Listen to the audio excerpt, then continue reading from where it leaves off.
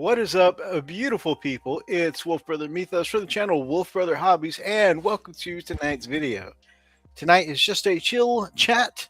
Going to do some painting, and I've got a couple things I want to cover. Of course, there's a new Ork Warboss that's been announced and shown off. Looks amazing, super crispy. It goes along with rumors that the 11th edition box set is going to be Space Marines versus Orcs. Could this be the first mini of the new edition, or is this going to be part of the end of edition campaign? It'll be interesting to see, but it's been rumored for a hot minute that a new Ork Warboss has been, or that a new Ork box set is going to come out, Space Marines versus Orcs for 11th edition. And that's been a rumor that's been a hot minute in the making. So we'll see if there's any content to those rumors. I'm going to switch over from my intro music to my grim, dark John Carpenter style music here because that's what I like. But it is good to see you all. I'm going to jump into the chat. Chris, good to see you. He says, howdy, folks. Sup, says Wybird and X Gear Commander. Hello, all. Happy freaking Friday. It's good to see you, my brothers. I'm glad you all could make it. We've got so far 7 live chat, beautiful people in this in the chat right now. And of course, you guys know I like to start with the hobby update. Let me know what you guys are working on, what you guys are hobbying on. Of course, if you guys have been doing any kind of hobby this week, I would love to see it. Kalimvir, good to see you, my friend. Counter argument, weak data slate may make people want to leave 40K, not wait for 11th. I mean, that's fair. In many cases, people do end up leaving. But there is a phenomenon that does happen at the beginning of every edition where people who were unsatisfied with the previous edition, they feel reinvigorated and come back for the new edition. And it does, you know, according to their data, now this is their data, they can skew it however they want, but it does tend to inflate, you know, their sales for the new edition. So I agree that there's a strong counter argument. Intentionally making people, you know, unhappy can definitely chase people away. But I feel like it's a cycle we've seen at the end of several editions now where, you know, there's like ups and downs, and every time that there's a lull in the meta that start making people unhappy, they do something to shake it up. And that tends to be towards the end of the edition. Things start getting really out of hand and either stale or overpowered, and people want something different. It's like they make people crave something different. And when the new edition comes along, people are just gasping for that breath of fresh air. So I'm thinking, you know, since we've seen that trend, that's kind of what's going on here. They're like, hey, it's like the classic carrot and the stick. They're like, look at this shiny new Warboss. We got some sweet looking minis coming out. And also, aren't you tired of these old rules here? Look how stale this data slate is. It's like, but you made the data slate. But, you know, it makes people ready for that next change, I think.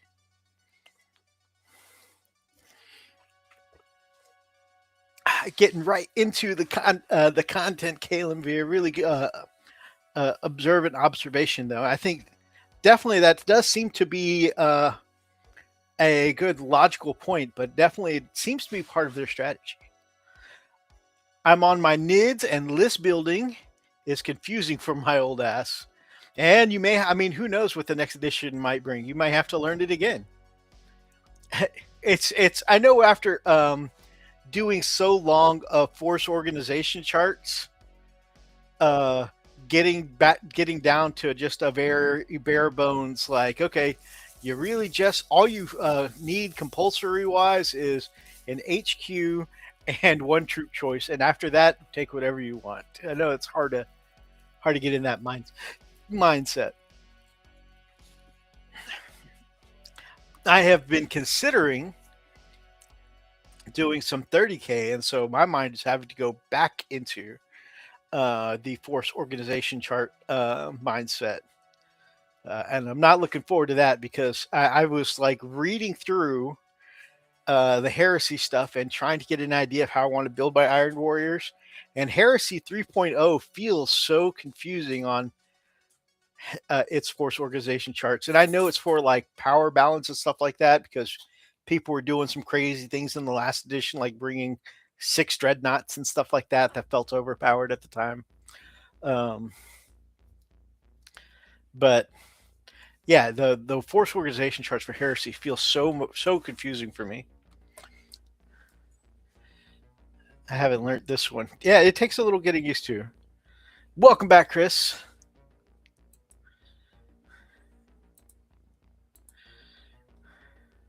All right.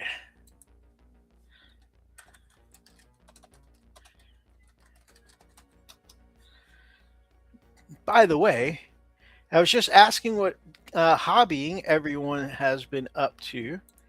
But while I know that, Chris can feel free to mention in the chat what he's been working on. But if you want a good idea what Chris has been working on, you can also check out his channel there. And that's Not Jay's Tabletop Gaming. He has a live show every Wednesday, and you can check him out. And he usually has on his friend McMurray. They have a great live show together where they are just they have a chill chat working on some hobby stuff and talking about the hobby that they love. I think warship based games was a good topic of the conversation for this past week. Some pretty cool stuff being talked about there. Sounds like McMurray has a lot of ships. Horse Heresy is easy for me, man. And I guess just because I haven't done it, so that's it is going to take me some getting used to for sure. So my update this week, I could not find for the life of me my texture paint, my AK Interactive texture paint that I use for the rocky outcrops that I do for my Space Wolves. Usually I do the rocky outcrops and then dry brush it up, and then do some tufts and some snow. And I could not find it. And then I remembered I finished my Terminators in a hotel room. So I went through all my travel bags and I realized that I don't think I brought home my tub of AK Interactive texture paint from that last trip. So it probably got left in a hotel somewhere. And so I had some of the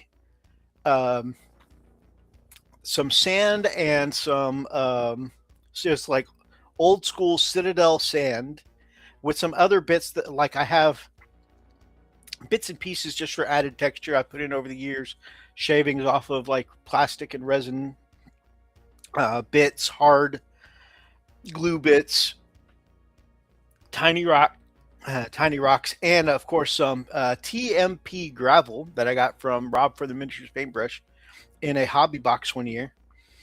And I keep all that mixed up. So I did the old school, glue it and sand it. And I just primed that earlier today. So they're going to get dry brushed, and I'm going to paint the rocks, dry brush it, and put down my tufts. Oh, I had to order some more tufts too. I ran out of tufts. Normally I use the Frozen Wasteland, I think, tufts from Army Painter, but I saw that a similar brand had some for like much cheaper called Spriplent. It is backwards because of my camera, so I don't know why I'm doing this. But very similar. Dead grass, wasteland tufts. And they are, there's lots of like, stray static fibers all over this, static grass fibers all over this. They're not as hardy or as sticky as the Army Painter one, but I super glue mine down anyway, so I don't really need them to be for it to be sticky. So it seems, I mean, I like the Army Painter products. I thought I'd try this stuff out. It does seem to be a pretty good deal in comparison. We'll see how it goes, though, in the long term.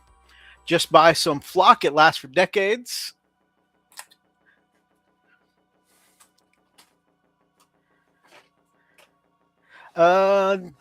Is that a link to your Discord, Chris?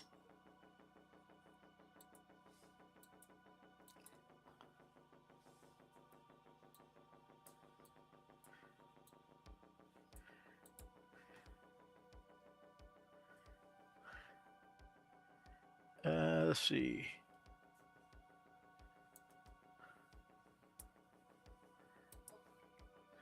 I shall copy.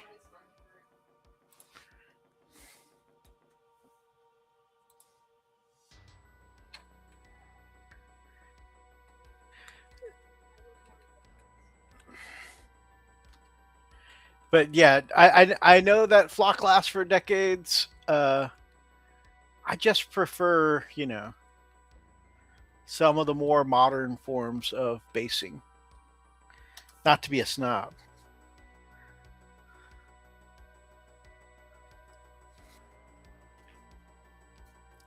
Just remove all the spaces and boom, thank you.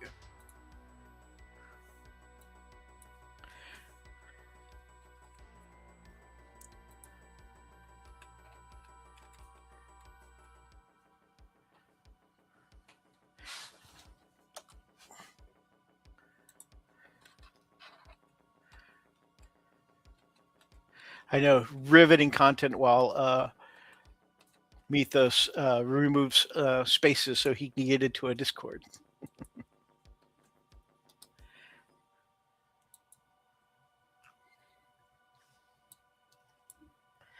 But that should be it, no?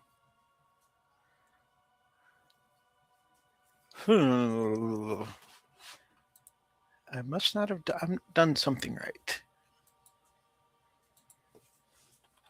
I will figure it out after the show.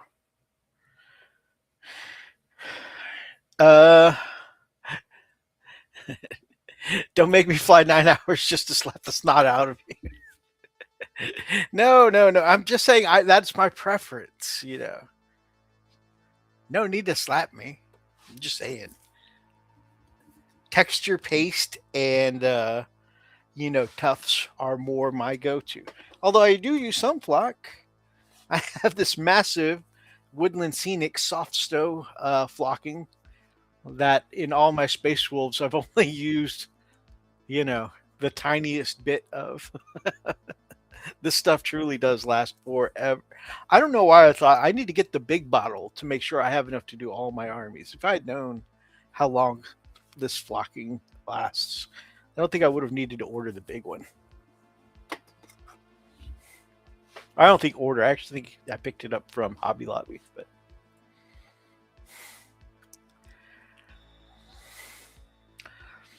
let's see. The list building from 2nd to 6th stayed the same for building, and Horus Heresy is the same in my eyes. Also, we'll be doing painting and hanging out in my Discord chat. Oh, that's why you pasted the Discord link. Well, very cool, my friend.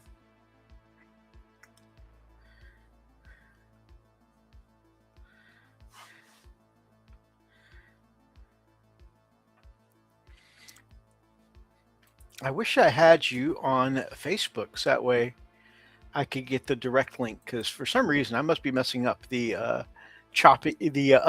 removing removing spaces for the invite. Is that a Gundam back there? There are several Gundams back here. This is a massive one a gift from my friend Oni. Um, and I don't even know which one it is. I know that's heresy. This is the Barbatos from Iron Blooded Orphans. This is a custom Wing Zero from Gundam Wing, which is one of my favorites of all time. This one was just one that I saw that looked cool. The Star Burning Gundam.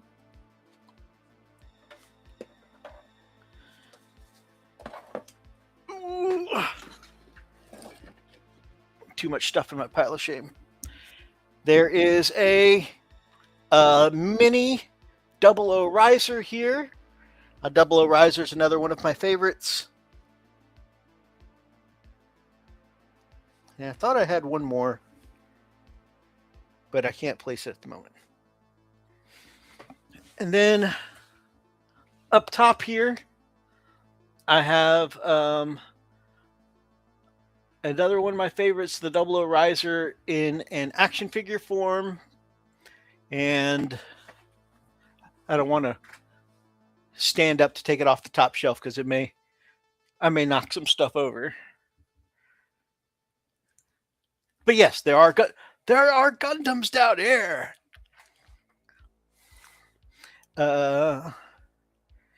Also, if you're looking for really good basing material, check out Tuftware Scenics from Special Artisan Service Miniatures. Thank you very much for the advice. I'll check them out.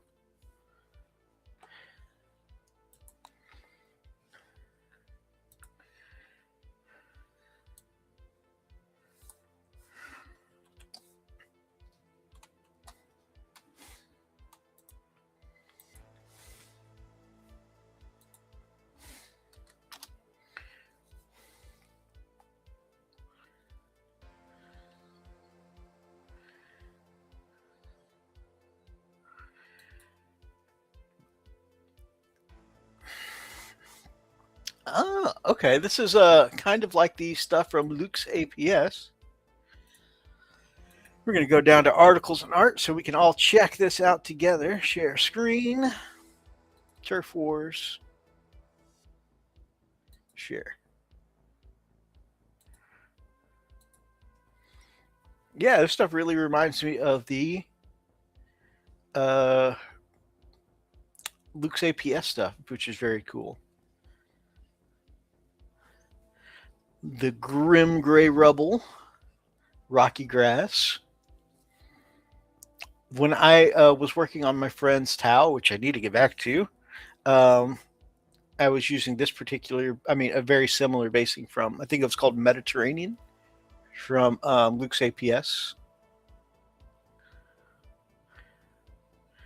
Dead Field. Red Planet. Once again, very similar product I use for basing on my white scars. Yes, I did, Gamesburger. We'll take a look at that in just a little bit. Lots of goodies there. Agreed. At least your pile is in one spot and not in the attic and shed. That's fair. That's fair. It is somewhat contained to this corner here, except for the stuff from my last game, which is in a stack on the other side of my computer. Oh, that's very cool, like actual desert basing here. Oh, it's some chunkier stuffs for the Urban Rubble. Very nice.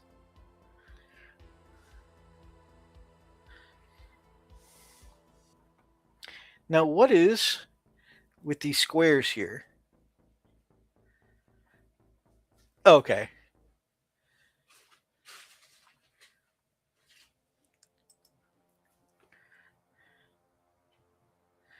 It's only US, not for the UK.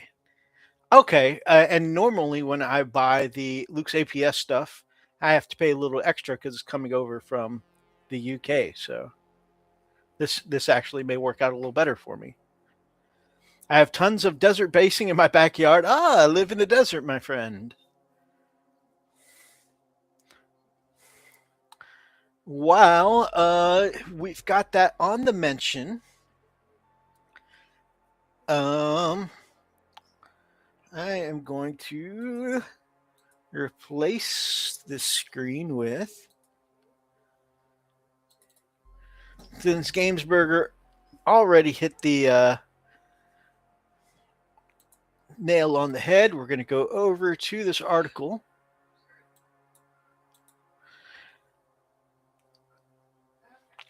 That Citadel color is becoming Warhammer color. So they've decided to stay with the same pot.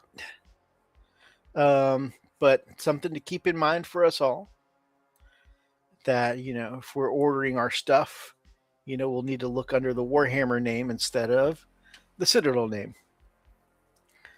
Of course, I'm sure there's probably going to be these old pots around in our local stores for a while yet, but just something to keep an eye on. I gotta admit, the new I don't know, packaging, very clean. I myself wish they'd gone to dropper bottles, like my favorite paint brands, but for them sticking with the ability for new people to paint right out of the pot, the labels and stuff do look clean.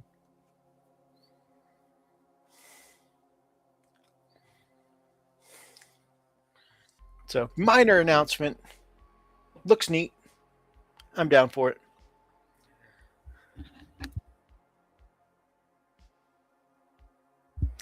For the UK, it's World War Scenics. Okay. Well, good. Part of my shame I found is a Moloch and a Carnifex.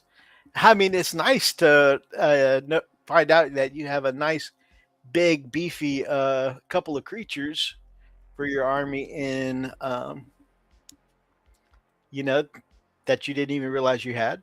That's pretty cool. Let's see. Swapping back over to Amitha. So I did. I had some setbacks not being able to find my texture paste, but I've got these guys ready to be finished up this weekend. Like I said, they just basically need a little bit more paint on the bases, flock, and then we'll rim the base black, give it one last coat of varnish, and be good to go. So essentially, those Grey Hunters are done. And I mentioned I wanted a break from just standard infantry.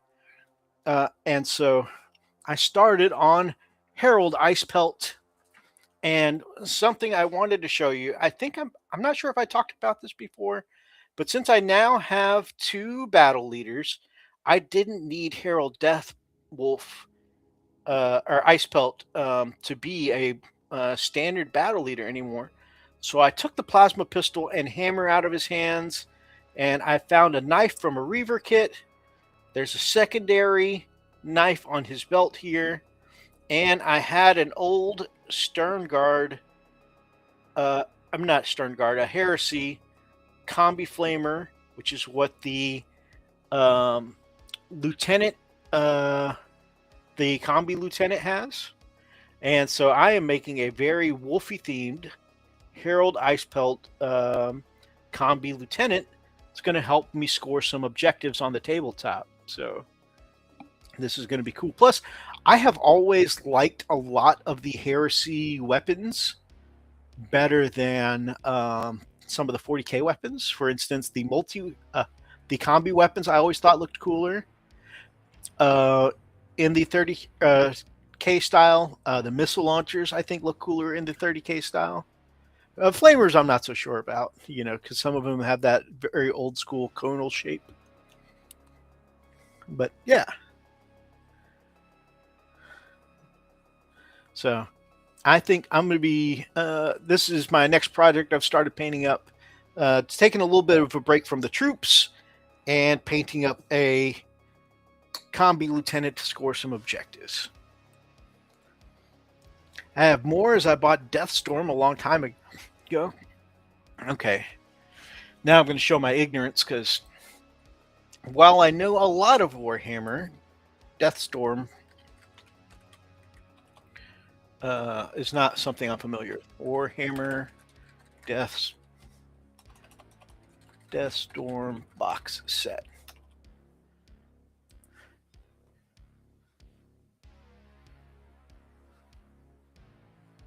Oh, I am backstage. I don't know what that means. All right. What did I do? I did something. Where's the camera? well, you are on stage now, my brother. I cannot see me. Oh. I should definitely open up Yeah, that would help. the camera. I was like, it's dark wherever you are. Okay. Well, that makes sense. That totally makes sense. Welcome, my brother. What's up? Sure, everyone here knows, but here we have one of the greatest teachers and hobby tutorialists in all of North America. We have Rob from the Miniatures Paintbrush. Thank you for the glowing review. However, I don't know. I just like to play with paint and have fun and let other people know you can do it too. Let's see. Oh yeah, I was in the middle of looking up Deathstorm from the Destruction of Baal. I was looking at that video you Or no, sent Shield me. of Baal. Which one? The one by Liv. Oh yeah, Lyla. Yeah. She's pretty awesome. Okay.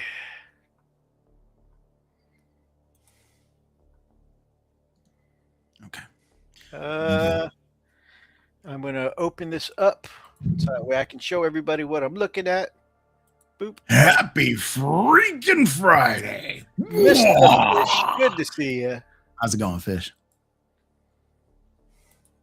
The Shield of Baal Deathstorm. Boop.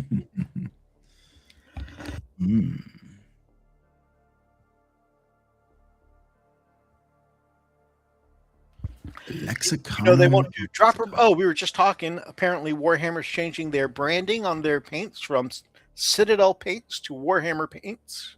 Yeah. I'm sorry, Warhammer colors. And I was mentioning if only they do the dropper bottles. So Thomas was saying, why would they make it easy? Gamesburger, I'm pretty burnt out on Marines. That's why I'm painting other companies and boxes. That makes sense, brother. Mm-hmm. What are we looking at here? Lexiconum? Oh, yeah. So Hilton ads. Wyvern said that he bought Deathstorm a long time ago, so he still got minis from that. And I was like, okay, well, let's see what that is. 7th edition box. Okay. Ooh, okay. I was there for Tyranids and something else? I think it's Tyranids and Blood Angels. I see that. Yeah. Yep. Contains the Blood Angel Strike Force Deathstorm and the Tyranids Phodian Annihilation Swarm. Nice. Blood Angels are led by Captain Carlin, a brand new Space Marine Terminator captain, whilst the Tyranids are led by the Spawn of Cryptus. I don't know either of these miniatures. I was there for 7th edition, but then again, I did come in a little more than halfway through 7th. So I don't know. I feel like Captain Carlin should have a K for the captain. I don't know. That would be better. Some crumpin'.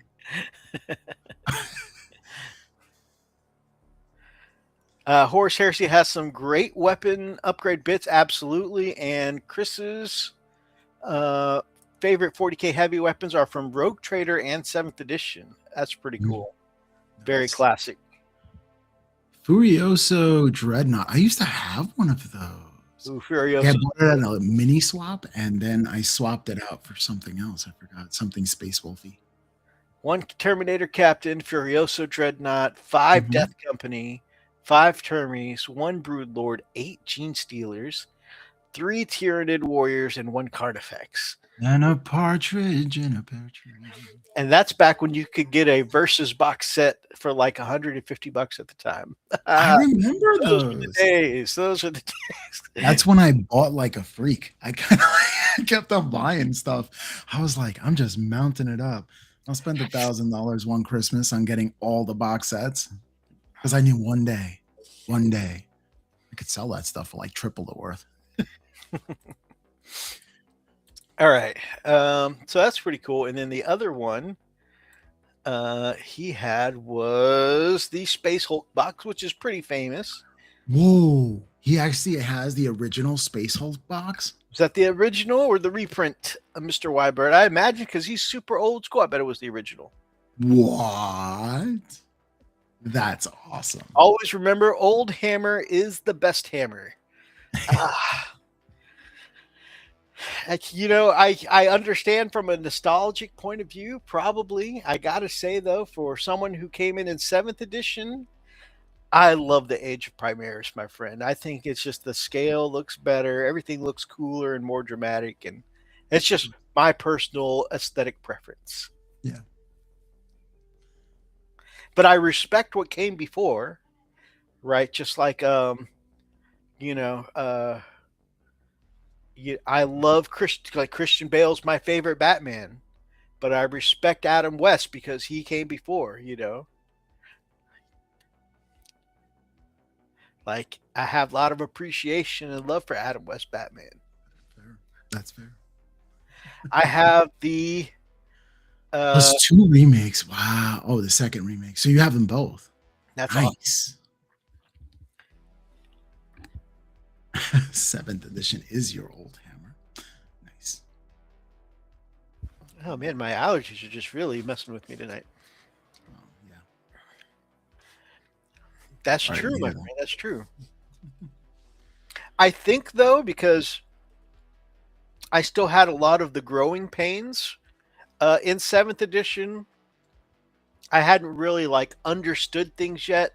I was getting newbie stomped all the time, and I hadn't quite learned my list building, and I hadn't really learned my painting and whatnot. I think really coming into my own as a Warhammer player began in the simplification of 8th edition.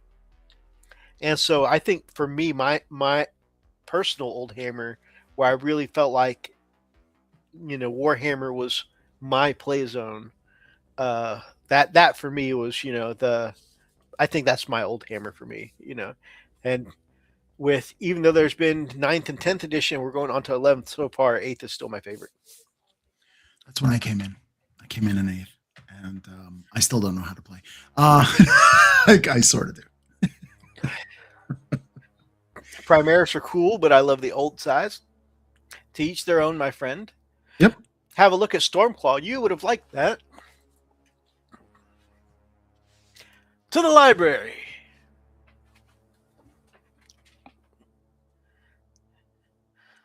I said I wasn't going to get up because I was afraid of knocking stuff over. But since I'm up here anyways, I will show. I was showing off some of my Gundam collection earlier. My 00 Riser. Nice.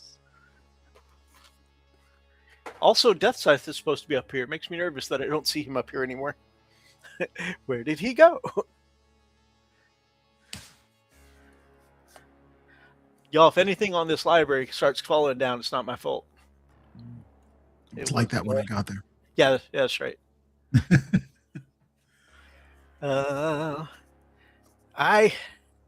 Nope, that's old. I keep tons of old school Warhammer here. It's like Doom of Mimera, which is the Imperial Armor book that first featured Brand Red Maw. The very first Horus Heresy Red book. I think this is it. Ooh. Is this it? Bonus points if you could tell me what that's from and what it is.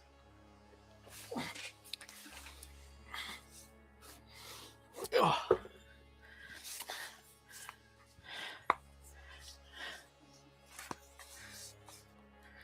Oh no, this is Hour of the Wolf. that I was thinking of.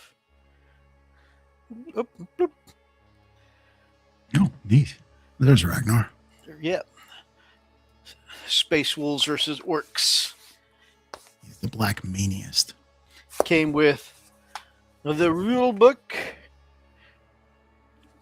Nice. Came with the Hour of the Wolf, and it came with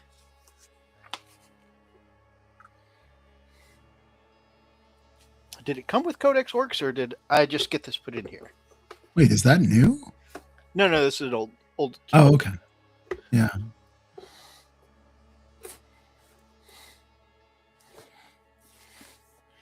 Bonus point is I get to see.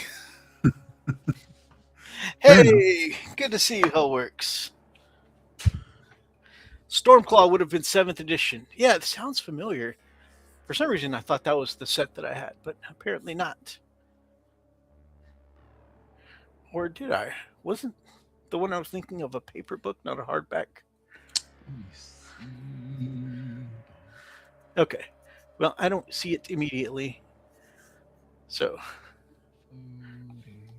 Okay. I eBayed a lot of the old codexes. Good times. Yeah, you can find the old ones for pretty cheap. You're out of focus, brother. Oh, thank you.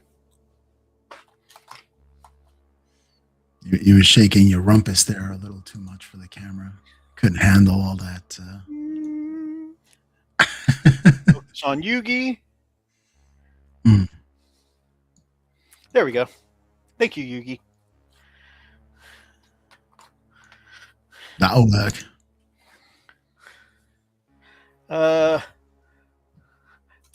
Look at the dust drop. Hey. I don't come to your house and point out all the dust. I stopped playing in 5th edition.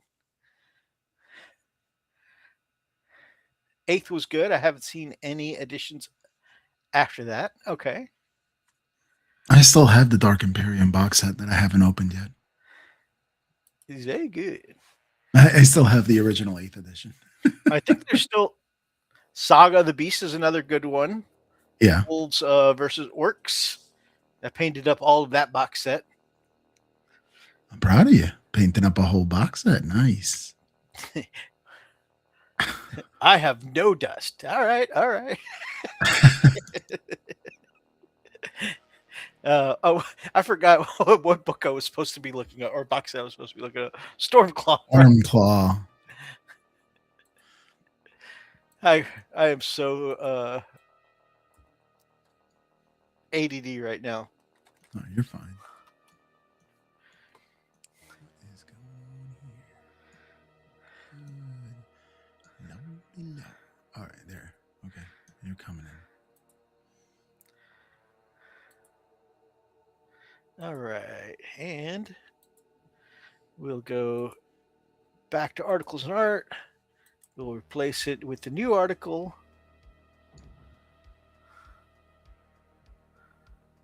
Stormclaw. That's so weird. Oh, there it is. That's why. Ooh. So, oh yeah, that one is Crom Dragon Gaze. Yes. The crummiest. In the Stormclaw box game, you'll find 2 forces of Citadel miniatures, which recreate the battles of the Red War, a mighty Orcs and Furious campaign, a mighty Orcs and Furious Space Wolves. Included booklet contains 3 scenarios, allowing you to play through the story with full background explaining each battle, full rules for all the miniatures included, including a data sheet to use, each as a cohesive formation. Also included 2 books, Sanctus Reach, Stormclaw, and the supplement. Contents is Crom Dragon Gaze, Gruck Face Ripper. Hey, is that an orc? Is that one of the old school? Okay, the Warboss. Wolfguard, Grey Hunters, Blood Claws. Okay. All 3 of the infantry ranks there for the Space Wolves. Very nice. 5 Knobs. Gretchens and a Runt Herd. And, of course, 3 Killicans. I love Killicans. Oh, and you get the Space Wolves upgrade pack with the miniatures. Nice. I feel like a fool because I gave my Crom Dragon Gaze away to somebody that almost immediately got out of the hobby and gave my miniatures away to someone else. I have a Crom, if you're interested. I mean, now I think I'm just going to wait for a Primaris size one, or Fair enough. But I won some competitions with that one too. It's really nice. Really? Yeah. Some like 4 stores. I won competitions for store competitions, which some of it was pretty fierce. Oh wow, that's super good. I didn't realize you were offering a painted one. That's pretty cool. Oh yeah. So I had this miniature. I have this miniature. It was gifted to me from my brother Daz when I inherited his That's fine. Yeah. And of course, I had to buy the upgrade pack because oh my gosh, 7th edition Wolf player. I have so many of those upgrade packs. Let me see. Oh my gosh. Okay. Oh yeah, because we were talking about how it comes with one of Ragnar's swords, right? And it's like, yeah. 1, 2, 3, 4, 5, 6, 7 upgrade. 7 upgrade kits. No, that's it. 7 of those. That was my dream box when when that came out. I still have it somewhere. Oh, welcome to the chat, Bash and Brush. Thank you so much for joining tonight. Yes, thank you. Give you time, I might have them. Thank you so much, Chris. If you haven't clicked the like button, you're wrong. Battle of Drag was a great set for 4th. It was indeed. Some of you may notice, if any of you have looked at the description, we do have Bash and Brush here in the chat tagged tonight in our description. And since he's here, we might as well go to this week's. You guys know we've been bouncing back and forth between Art of the Week and Channel of the Week. And this week we have 2 Channels of the Week. And one that has been catching my attention quite frequently lately. And of course, they're a much bigger channel than me. I still want to give a shout out because I appreciate their work. We're going to go over to his channel, Bash and Brush, for Channel of the Week. Nice. Articles and art. I don't know why I call out the buttons as I click them. It's just something I do. It's just a thing. Bash and Brush. Boop. Check out this channel. It is such a great channel for conversions and kit bashes. And you guys know that this strong presence of Space Wolves here is what led me to finding this channel. So you can see here is one of the ones that I really enjoyed. Wolf Priests are half apothecary. Why don't they look like it? So some very cool conversions here that really give the Wolf Priests the feel of also being, that apothecary rule where they're going to res your wolves in battle. The wolf, the chaplain is nice. Yeah, the chaplain to a oh my gosh, Wolf Priest. Wolf Priest. I don't know why. I'm just like blah, blah, blah. No, you're good. My words are not coming out tonight. I like the Primaris Dragon Gaze too. Exactly. Yeah. We were just talking about that. How I'm going to try and bash a Primaris Crown Dragon. Very, very cool. Yeah. So lots of cool versions on the channel, and of course, as you can see from the thumbnails here, they do a stellar paint job as well. So really great, crispy artwork. Nice. And I definitely recommend everybody go over and check them out. You can see again down in the description below are this week's channels of the week. Check them out. Definitely a big brand here. We've got 13.2 crispy subscribers. And I think they're definitely worth a watch. Especially for those of us that love to mix in some kit bashing and making our work unique. I love it. Jam's new Rune Priest is sick. The Rune Priest in Terminator armor. It does look pretty cool. I haven't gotten to that video yet. But definitely that is one. I started it. You can see, I was like, oh, I don't have enough time before the show. Hope you're both doing well. I am doing well. Thank Thanks. you. I I appreciate am well. I just Thank got you. a new assignment at work this week, so I have a feeling my hobby time may get cut into a little bit. But Another assignment, man. They must think you're so awesome, and you are. Therefore, they keep on giving you assignments. Here's your reward for being awesome. More work. you know the major thing is just I think that because I have the smaller of the national accounts, I have more bandwidth. But Uh, hey, that's the thing about being the smaller account though, is I have to keep showing. Yeah, yep, I'm still justified. You guys still need me because I can help out in places like this. mhm, Our second channel of the week, guys, is going to be Lyla. We mentioned her a little earlier in the show, mhm. and again, another great channel. She does very um, find my page here. There we go. She does like review videos, but also she's an incredibly like very high level painter. Very where I think what I normally do is a lot of uh, tabletop quality, maybe a little above tabletop on a day that I'm really feeling feeling myself. But she definitely does like a very high level quality of painting here. You can see some smooth buttery blends in her thumbnails here, very smooth. And but there's a lot of like tips and tricks of stuff she does along the way, like priming tips, DIY hacks and scams. Um, some of the really things I've found interesting recently is dry brush savior, this $1 hack. Using a sponge fixed my dry brushing. It keeps the way she does this tutorial keeps you from getting that chalky texture on your dry brushing. Mhm. Um, I like that and glass files too. yep, glass files, another really good tip. Mhm. The needle brush is the most recent one I watched. You can see I haven't been watching all of these in order. Like there's some skipped around videos, just because I watch them when they get recommended in my feed. So that's why they're not like watched in order. But I thought the needle brush was really interesting because I use a very very fine tip.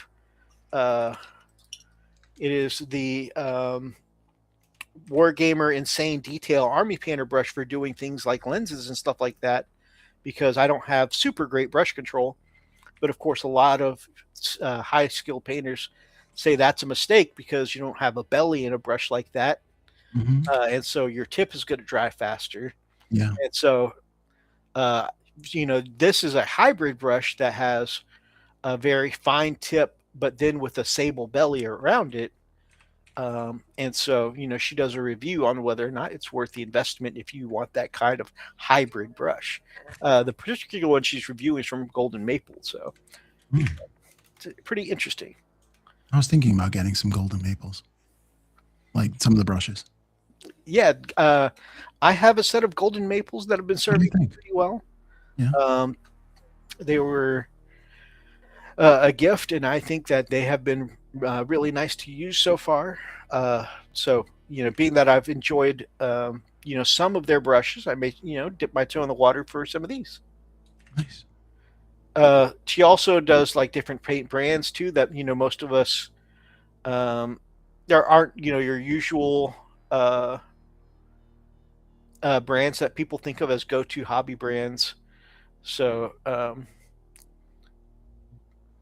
Velvet Paint, the was it Cuttlefish Colors, I think.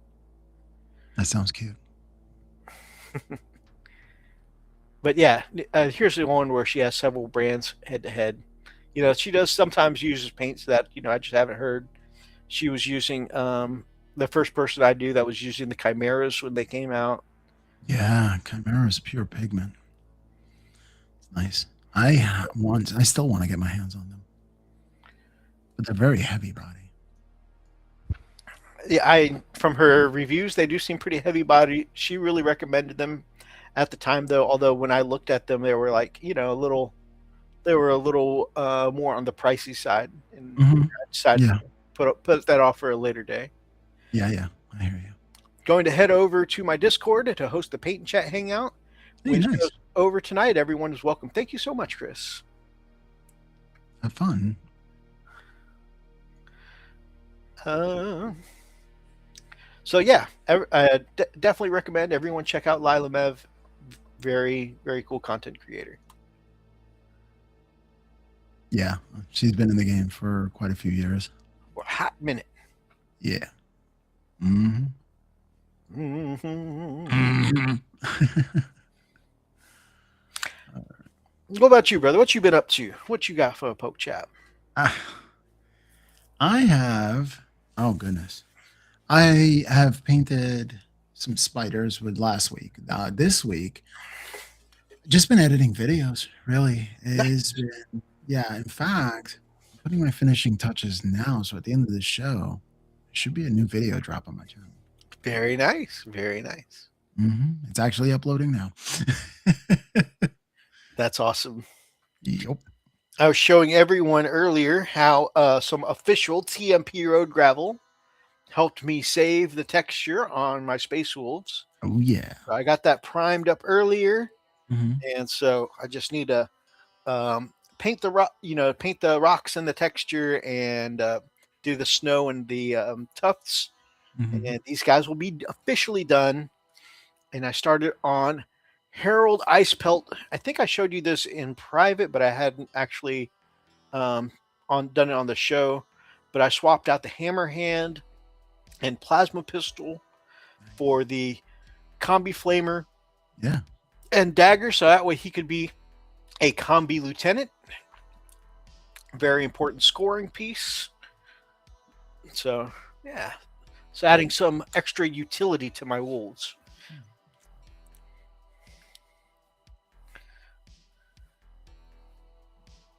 Um, there was one other hobby thing that I wanted to mention, and I have lost it. But I'm sure it'll come back to me if it's important. If not, well, it's not meant to be. Oh, Now, I'm trying to source a couple more plasma pistols for converting these Reavers into really cool Wolf Scouts. Uh, nice. since the new Scouts are in the same kind of Phobos armor. Hmm. I've got this one with a plasma pistol and the Gray Slayer's Wolf Axe. Even though it's just supposed to be a combat knife, it's just going to be an extra flavorful, kind of piece. Hmm. And this one with the plasma, and he's just going to have some steel wolf claws. Nice highlights there. Thank you, brother. I did the Phobos armor ones after you, and I had to talk about, where to put the saturation of my highlights. Yeah. This one has got a knife I got from Gygor Fellhand, because I had an extra one of him around for a conversion, and got the plasma pistol there, or it's a bolt pistol. It will be a plasma pistol. And then I've got two more that needs upgrades for some plasma. Although I did find a bit for a plasma rifle, which turns out I need one to be a plasma rifle.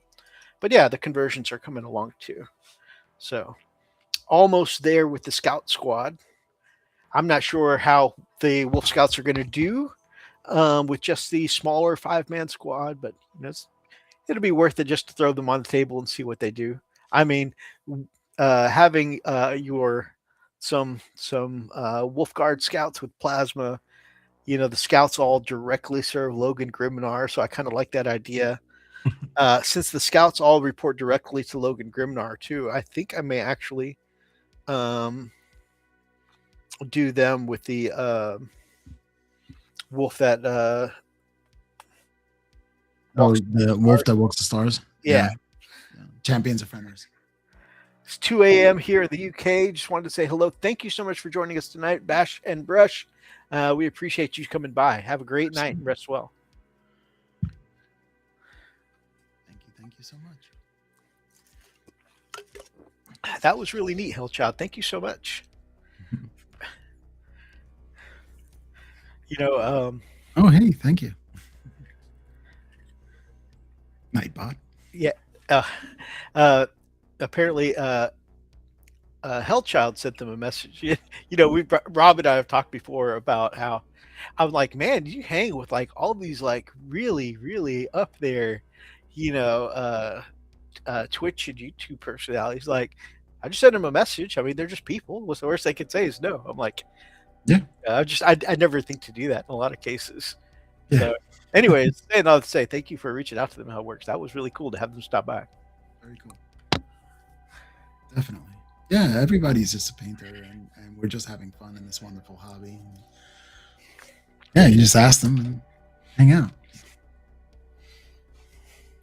Most painters are really chill dudes or dudettes. One day, I want to meet my two all-time favorite painters, which would be Sam Lenz and Kenny Boucher. Nice. Yeah. And Boucher is really, if you go, he'll hang with you. He's a real chill dude. I was on his live stream and I just started talking to him, and he started talking back, and he recommended restaurants in the area. And I was like, wow, that's pretty cool. That's pretty wild. Maybe he'll be at the convention whenever we go, and I can, you know. I have never seen him there at the Nova Open. Oh, okay.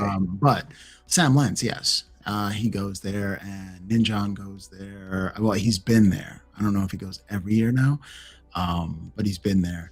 And who else goes? There's a lot of people that go there. Oh yeah, I mean, it's massive, especially for the Capital Palette. Like it brings people out. Like it's their testing ground before they go over to like Golden Demon. So they put in those entries there. So competition just keeps getting more and more fierce every year because everybody keeps improving. So it kind of forces everyone to improve at their rate, but it's hard because I work.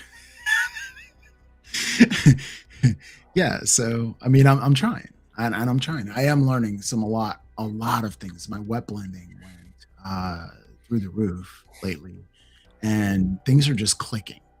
I'm just understanding things. Darklight Dreamer, my brother. He says, "Oh no, I was late today. How's it going, folks?" Darklight Dreamer always reminds me of Darkwind Duck. It's not just let's get dangerous. May also partially be the purple. Oh yeah, there it is. There it is. Subconscious response. Maybe. Darklight, how are you doing tonight, my brother? I having a pretty cool, chill night, hanging with my brother Rob. We were talked about some old school orcs and box sets from previous editions so far. Mm-hmm. We did some channels of the week this time instead of art of the week. Yeah. I've been enjoying alternating between those for the last few weeks, which is pretty neat. What else did you miss?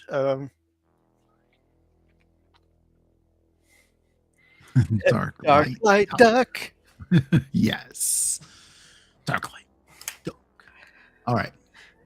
So that's cool. I have done something new. I beat Expedition 33. Awesome. Yeah, I kind of sped run it. Try to get to the end. And because I thought that Forza Horizon 6 was going to come out this month. It's actually May. And I pre-ordered it. So I was like, no, it's not this month. It's the other M month. So I played it. I'm playing it again. I'm doing another playthrough. But this time I'm taking my time. Nice. I'm doing very specific builds and making sure I don't miss anything. And it is such a beautiful, heart-wrenching, great game. It is just, it's emotional. It is. That's awesome. Yeah, it is. It deserves being a game RPG of the year. Like, it really does. And I highly recommend it. Now, there is some cussing in there. They even cuss in French, too, because it's a French game. That's awesome. Yeah. Mirrored. Yeah. Oh, I was like, hey, I know that word. I finished the new Dresden Files book, 12 Months, this week. Nice. That was really good. It definitely, because like I said, some big emotional stuff happened at the end of the last one. This one was good. Yeah. This one has a it's still a semi heavy feeling, but there's a feeling of hope in this one. So that's good. Um, but and I finished um, my Paladin playthrough of uh, Baldur's Gate 3 based on one of my IRL D&D characters. Nice. And I finished that on Sunday. Monday, I started my next character, playing a Dark Urge character this time. Such a fun game. I love Baldur's Gate 3. I like making characters. I have like Fun. 4, 5 playthroughs or something like that going on, but I've Nice. only finished the game twice so far. Okay. Darklight says, I kind of sucked at parrying and stuff, so my goal was to get strong enough to one-shot everything by the time I got to the end. Oh, one-shot builds, yeah. You don't have to parry if they never get to attack. Yeah. Yeah. Put all your points in agility and you keep going. Like you get extra turns. Yep, absolutely. And then you get AP generating shots. Oh, it's beautiful. And then you just get that cap limit of 99999 damage. You just take that cap off. You're doing billions more of damage. It's just, yeah, it's insane. It's insane. You can go crazy. Darklight also recently finished boom boom boom. Resident Evil? Oh no. He also recently finished Baldur's Gate 3 as well, Oh, and nice. he played basically a one-shot sorcerer. So he would haste, and then he'd cast Dark Hole or Black Hole or whatever in the middle of the field and bring everybody to the center. Yep. And then he had where he could, twin cast and just cast a bunch of uh, scorching rays, but Mhm. enough to like machine gun down that area. Dead, just everybody dead. Like I, he, I, I took barrels of gunpowder like, before a battle and just shoot them. I, like I always wondered about because they refer to that as barrelmancy on like Reddit and stuff like that, but I That don't know. works. You got to let me know, like, what's the trick to that? Like, how do you know where to set up the barrels and stuff like that ahead of time, or how do you like many occasions you walk into an area and they start fighting you already? Like, how do you know? How do you get the barrels down to do that? Okay, so if when I went, and that's going to be a spoiler, but when I there's a certain devil you talk to. Mm-hmm. When I go into that realm, into that room, before I exit the room to do the entire dungeon, is when I set them up. Okay. Go, yeah, I'll set them by the pillars. Oh, Yeah. usually since you're towards the end of the game, you can get one of those domes of invulnerability, so you don't have to worry about You getting need that. yourself. Yes, you need that. Yes, absolutely.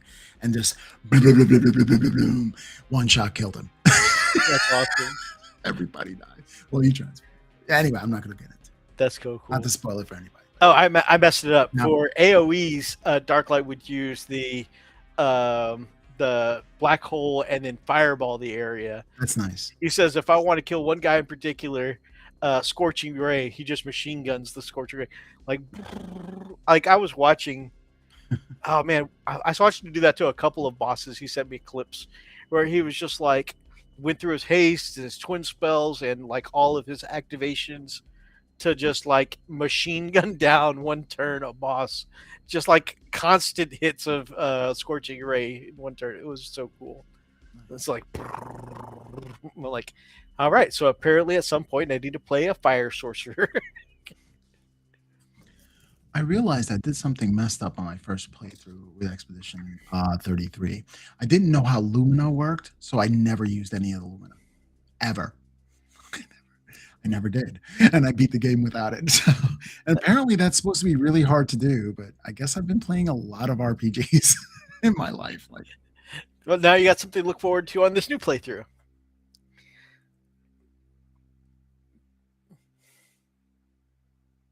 Did, did you suddenly mute? Uh-oh. Wait, nah. Oh wait, hello. Okay, there we go. I'm kidding. No, I'm just acting. No, I'm just acting. I'm sorry. I'm sorry. I was like, what's going on here? No. It just said it was disconnected and reconnected, and it's the wire. It's getting loose. This old Yeti blue that still works really well. I love the thing, but I've had it for so many years now since I started the channel. Yeah, about when I started the channel. So, yeah, good stuff. Uh, Darklight says, "Oh Lord, he beat the game with no passives. That's an achievement." Yeah, people said, "Are you crazy? Did you not know?" I said, "I didn't know how to use it, and I didn't want to read anything, and I didn't want to watch anything. I just wanted to play it through and see how far I can get." I beat it. Oh, and apparently he sent me one video clip where he used Black Hole to get the big machines away. That was the giant steel watchers. Steel watch. Yeah. Get them away from the civilians, and What did I then do? Scorchy Ray the machine to cause them to explode on his friends. Nice. Didn't do anything, Fish. My cord just kind of like unhooked for reasons, I guess. And then in 1 week, he played through the new Resident Evil Requiem 4 times and got the platinum. Wow. Nice. I just cranked myself. What did I do? I did the same thing. I was like, because you guys know my stream breaks all the time. I was like, what did I do? Oh, man. Pro streamer here. Pro streamer. All right. We got a couple of articles we're going to look at. Okay. Oh, and it's only 8:15. We got plenty of time tonight, man. We've already done all of our channels of the week. Nice. We've done our hobby stuff. We are cruising along today. I did one article already with the rebranding of the paints. Mm-hmm. My camera isn't set up because I'm doing a tutorial on wolves, and this is without the airbrush. So very nice. Mm-hmm. They're blended so beautifully too. Yeah, it was. Yeah, I'm really improving my web blending skills. That's what I'm focusing on now. The mini witch. Let's see. Ork in the Wild. So I was referring. Actually, I'm gonna jump back here. So we had Caleb Bear in the chat earlier because I'm not sure if you noticed the title, but there's a new Ork Warboss and a weak data slate. So it says, I've said GW is forcing you to want 11th edition. Yeah, I saw that. And so the way I think of this, especially with patterns that we've seen in the past, this is kind of like the carrot and the stick, right? They have the orc we're about to look at, shiny new miniature. They know the orcs are some of their biggest, loudest community, right? And they've like, look for this for orcs, and we know that it's been rumored for a while now that orcs are going to be part of the 11th edition box set, Orcs versus Astartes. And the stick, well, there's a lot of people who feel like the data slate this week was very weak and very stagnant. And while that's not a big deal for people like us who don't play very often, I play once a month or so. If I'm really lucky, maybe twice a month. And I haven't played really in like 6 weeks now. It's been a hot minute. But so for people who play casually like us, it's no big deal. But those that play very frequently at their local shops, or if they play in like, the competitive sense, and they've been waiting for something to change in the meta, because if you're playing, especially in a competitive setting, certain things get strong, certain things get weak, some things feel like they need tweaking, and they look to the the data slate changes, the seasons, as it were, to fix those things. And well, there wasn't very much that changed. And when we look through some of these, we'll see that a lot of these armies that we're going to look at say no changes. Mhm. And that is unusual for a data slate change. But one of the things we have seen in a GW cycle is that the balance gets stagnant in some kind of way towards the end of an edition where people are like, I'm so sick of this. I am ready for the next edition. Mhm. And it makes people feel A, less bad about losing the old edition, and B, excited for the new edition. Now, Caleb, Smart.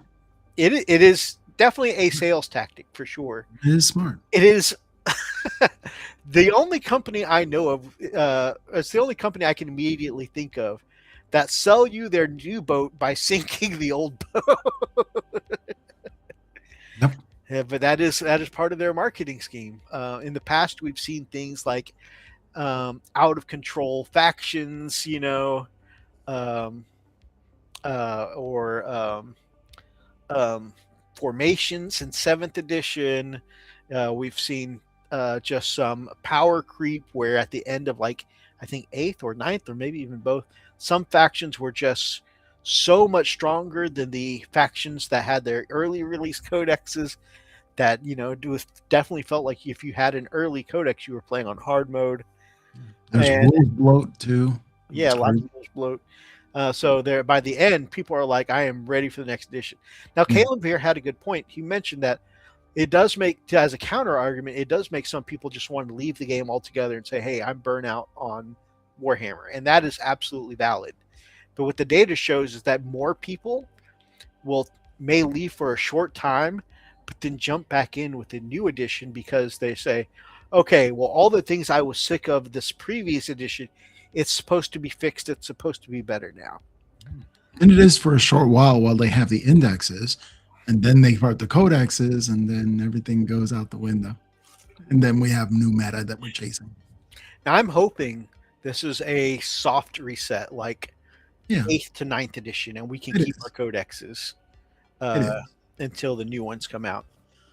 Now, because Space Marines are always one of the first codexes, obviously, that'll well, that'll probably have to be upgraded immediately. But yeah, dropping another 50 on another codex sucks. Oh yeah, absolutely. Especially, I was an Astra Militarum player, Imperial Guard Oh, player I at the remember end that of burn. Yeah, the last edition, and I got to play with it for like 3 or 4 months. yeah, That at the time, not a lot of games were happening. yeah. And then the new edition Hard started. And I was reset. so mad. I was like, why would they release this codex so short a time before? Because it was a People ran hard out of time. reset. That's why.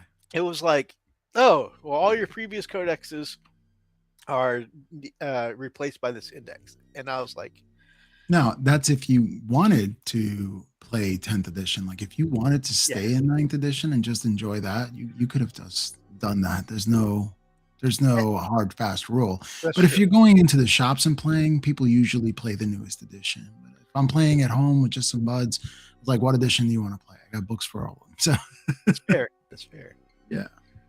I agree, Gainsberger. Dropping $50 on another codex sucks. Oh yeah, I just respond to that. Yeah, absolutely. That is definitely a thing that Mhm. can be a bit of feeling of hobby burnout. It's just like, oh man, I only got like 2 games with this book. Yeah.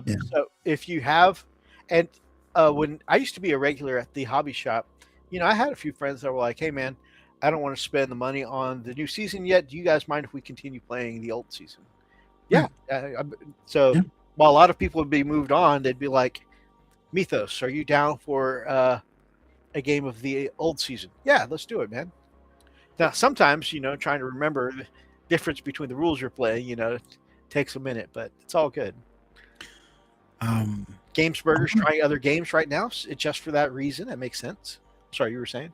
oh no, just that the pricing has gotten so incredibly crazy recently. No, yeah, Looking at the new Tau, those two figures at $111 for two minis. yeah. I'm trying. They're not that big. I was about to say they're like battle suit size, right? They're like Farsight sized, right? No, well, a little bigger than your what are they called? Not the Like, commander. It's smaller than the commander, but bigger than the battle suits. So it's somewhere in the middle between those two, but it's not that. It's this big. yeah, like it's so crazy. It's It's like, are you kidding me? I was crazy. on the other hand, though, like Yeah. not for you, but Tau players in general, Mm.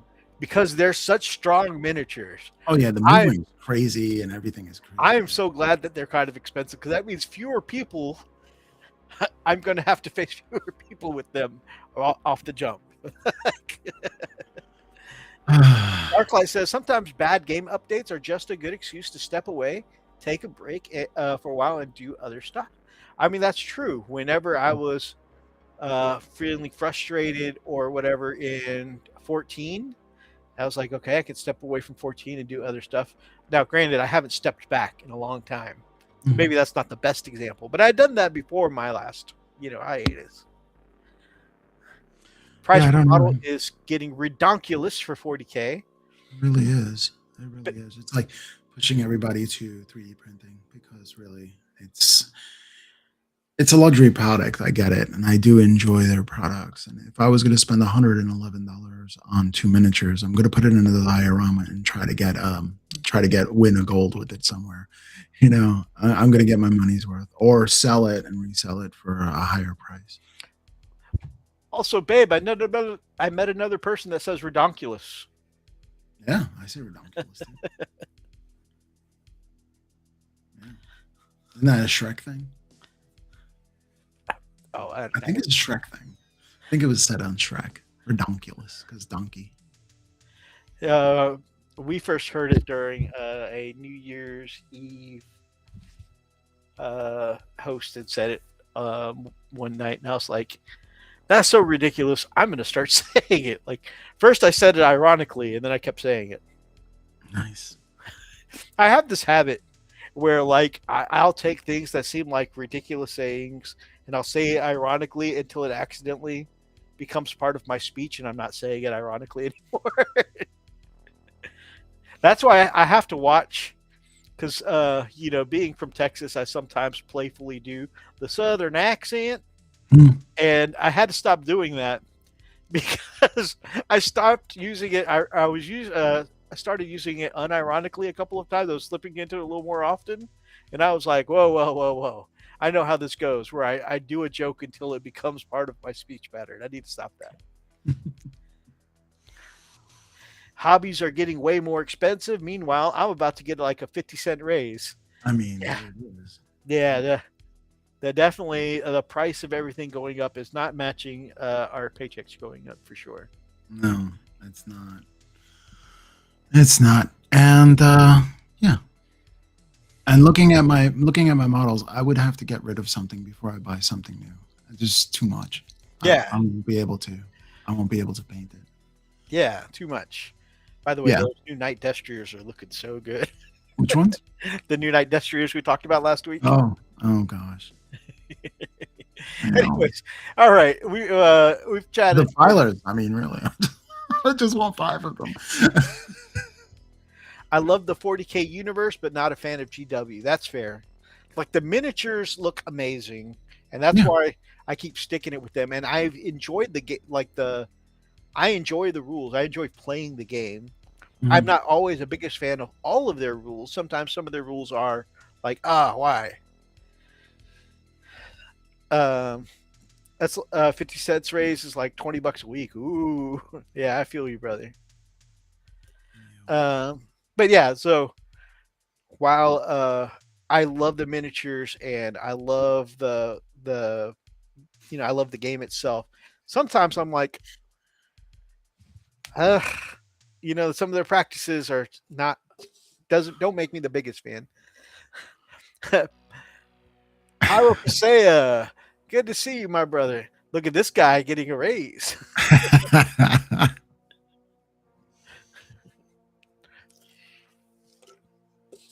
I hope you're doing well, my friend. Good to see you. All right. Now that I've babbled about the carrot and the stick and how I think this is all a ploy, making you hate the data slate, making you love the new miniatures. That they're, I mean, I guess manipulating is kind of a strong word, but they are in their way encouraging you to want the new edition. They want you to feel that this data slate was stagnant. They want you to feel excited about the new miniatures. Let's take a look at first. We'll take a look at the carrot.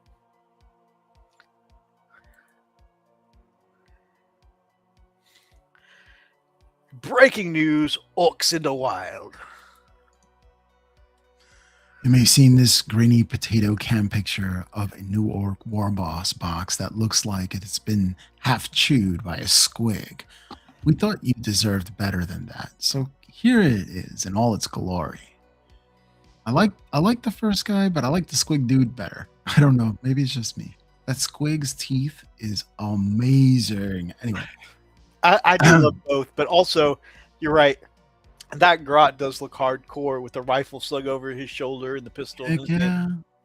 yeah, heck yeah, love that grot. What's that? A multi-part plastic Warboss? You bet it is.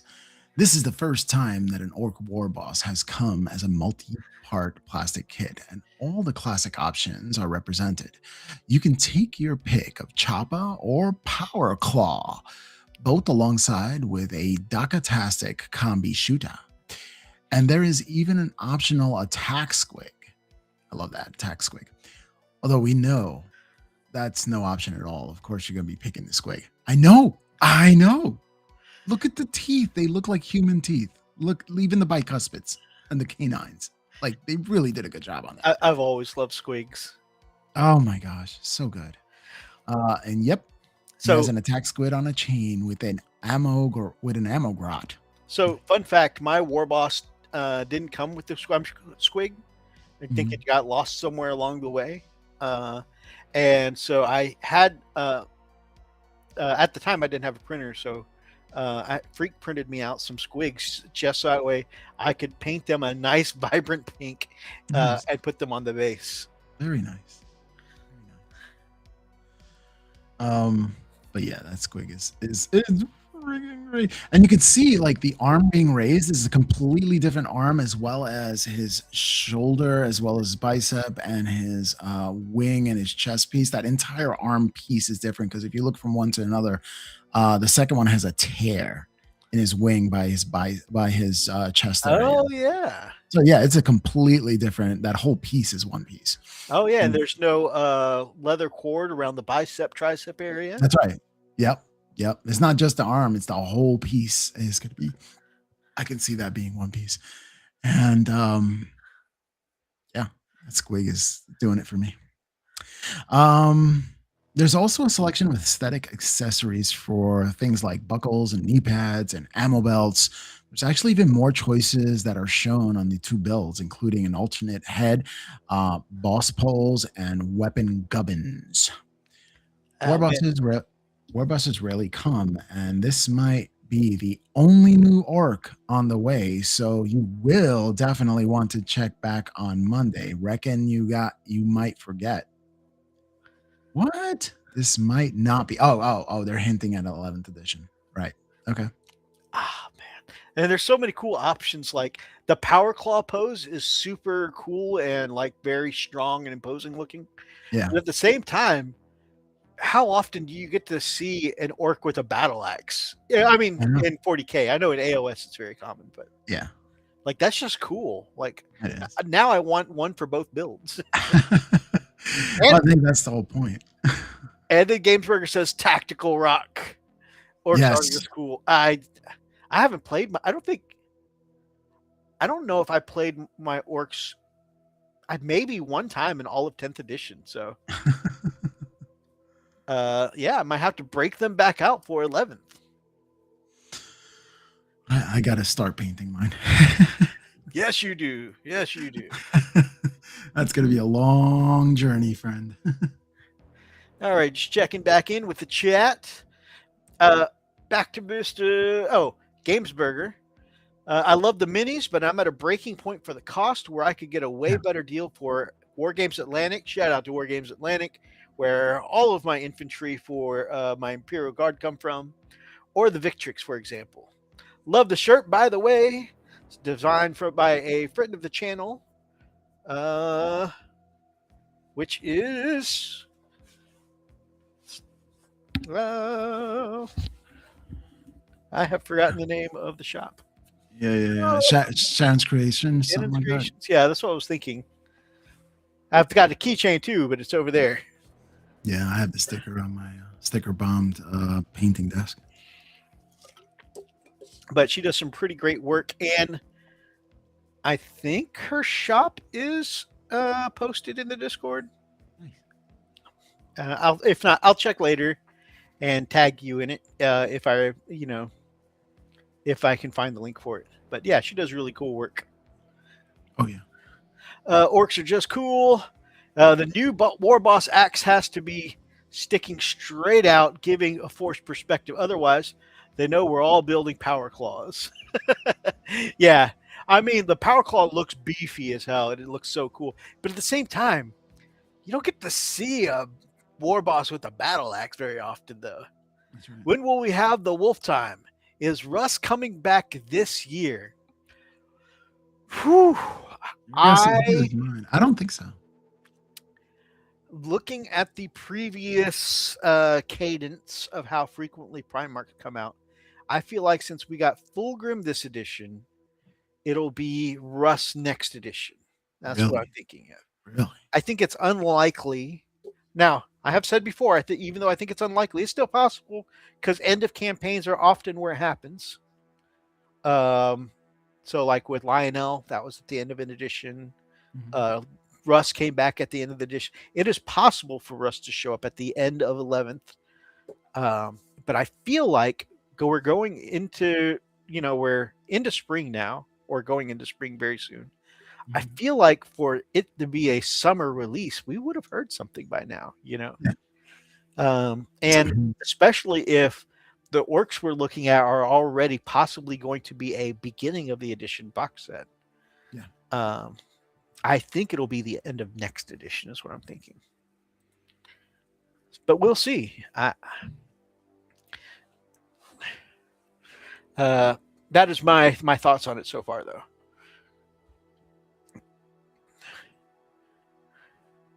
All right. Now we'll move on to the less impressive.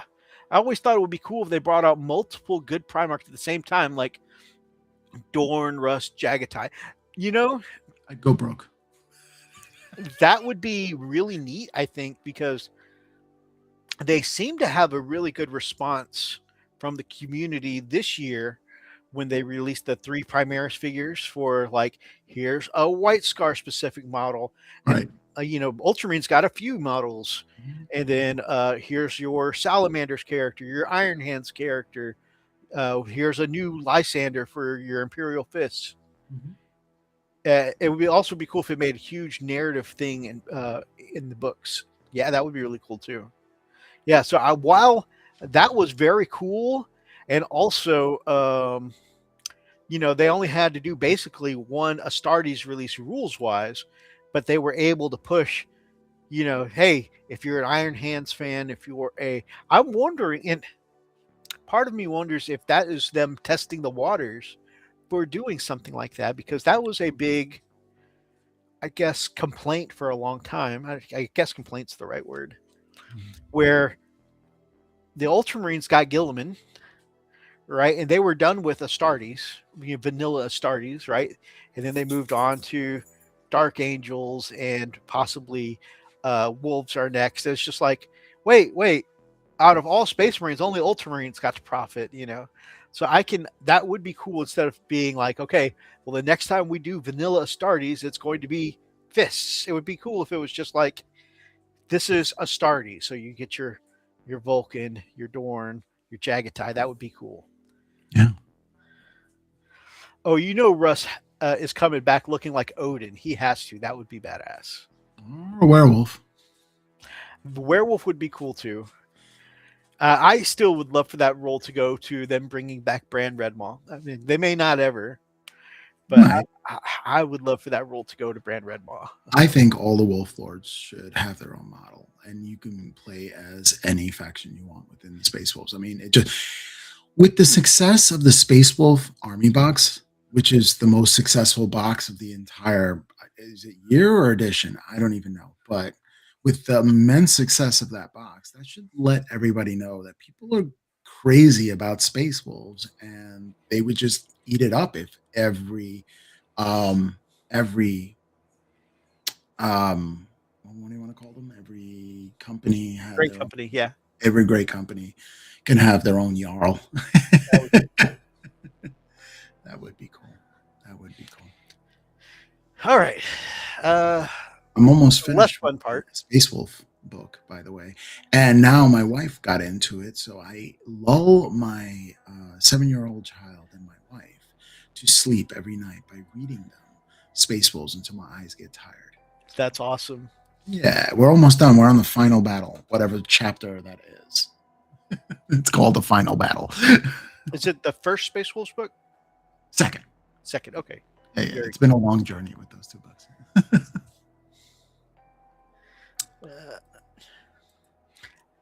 Man, I was just staring at the screen like, what button do I hit again? Oh, yeah. Breaking Ork news in the wild. What other articles? Here we go. Oh. The field manual. All right, let me bring that up so I can see it. Man, I haven't played 40K in forever. I've been playing AOS recently. I guess. All right, so we are just going to hunt for quarterly balance update. Okay.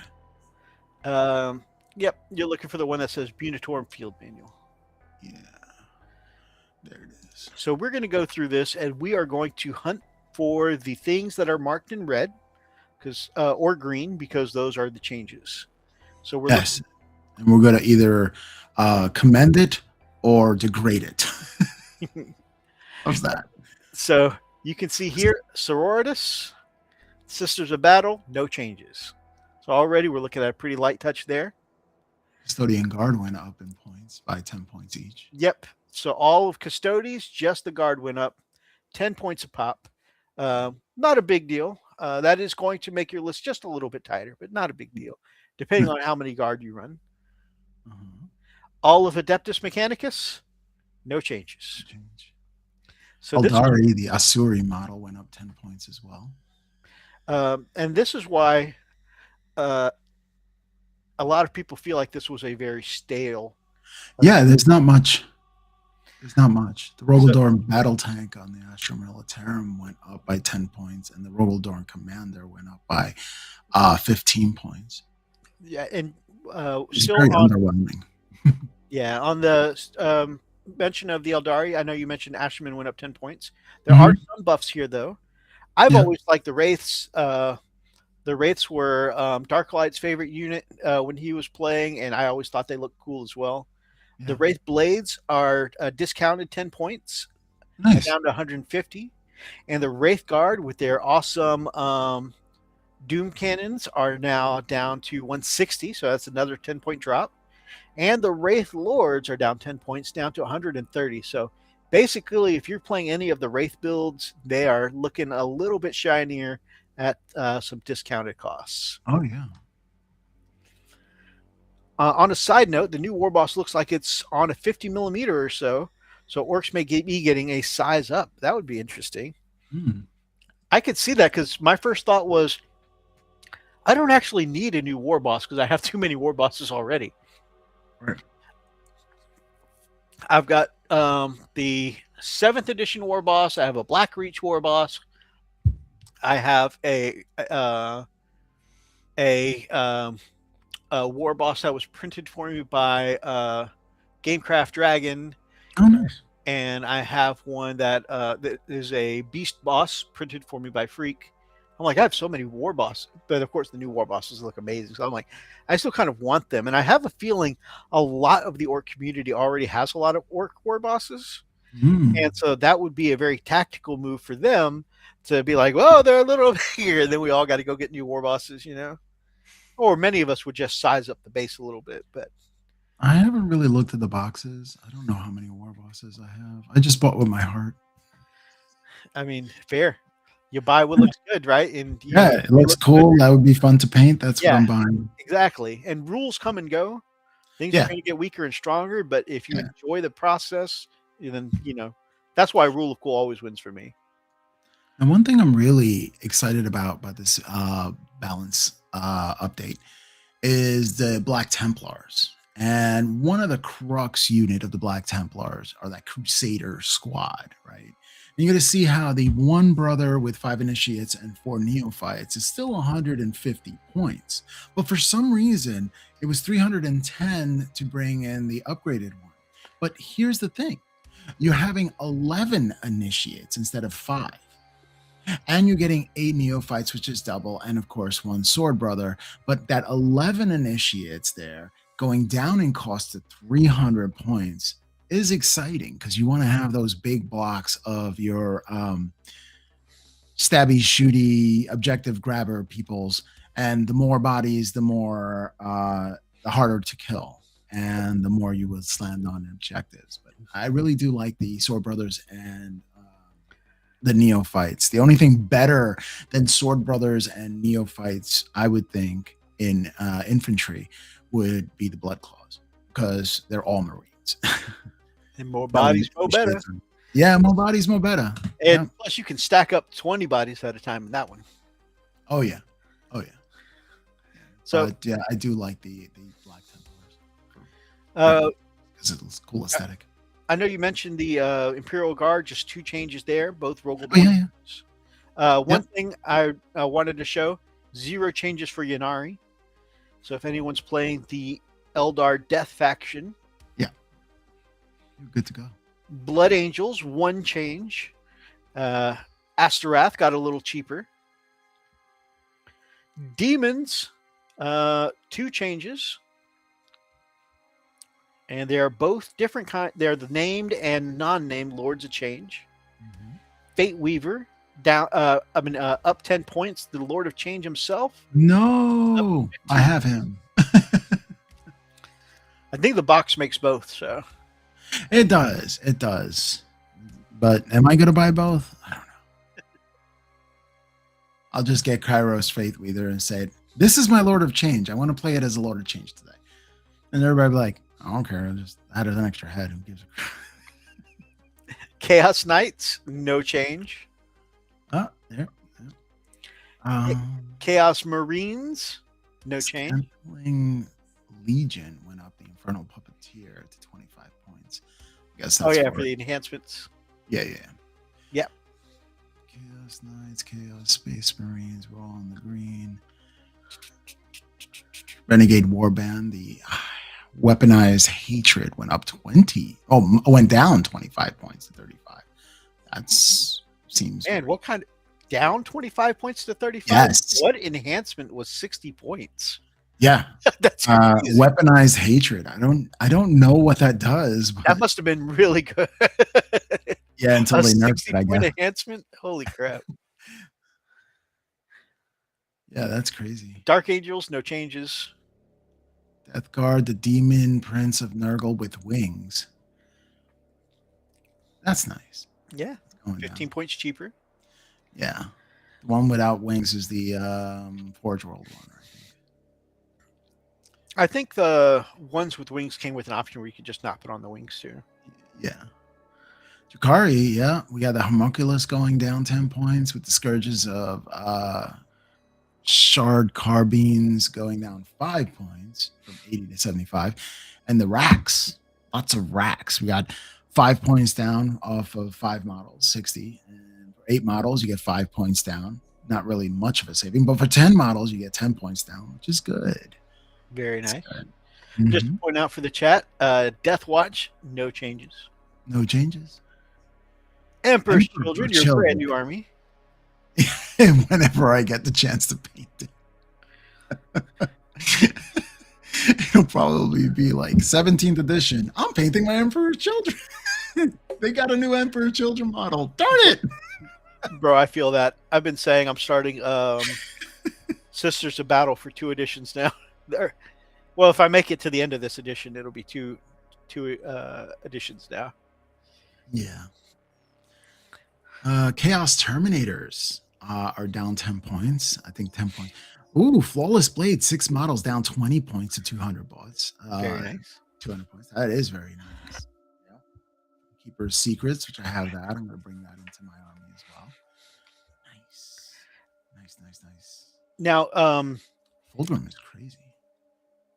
the Flawless Blades, that's the one you usually want wandering around with Lucius the Eternal, right? Yeah. That's pretty cool. That's his retinue. Gene Stealer Cults, no changes. Tormentors are down 10 points too. Gene Stealer Cults, yeah, we are free of that. I do like, the only thing I like about Gene Stealer Cults are the motorcycle dudes, which are not even really good in game, but I kind of want to paint them.